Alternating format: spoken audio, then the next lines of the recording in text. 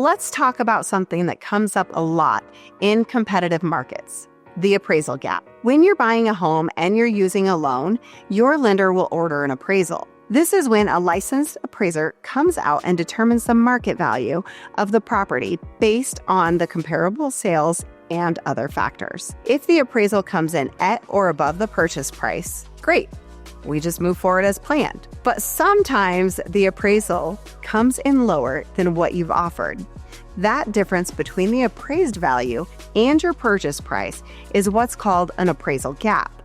So for example, let's say you're under contract to buy a home for $600,000, but the appraisal comes back at only $580,000. That's a $20,000 gap.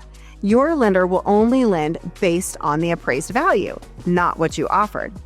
So that $20,000 shortfall has to be covered in some way. This is where the appraisal gap coverage comes in. Buyers can choose to bring in additional cash to cover the difference, renegotiate the price with the seller, or in some cases, cancel the contract if there's an appraisal contingency in place. On the seller's side, knowing how appraisal gaps work is just as important. If a buyer is offering well over asking, but they don't have the funds to cover a gap, there's a risk the deal could fall apart if the appraisal comes in low.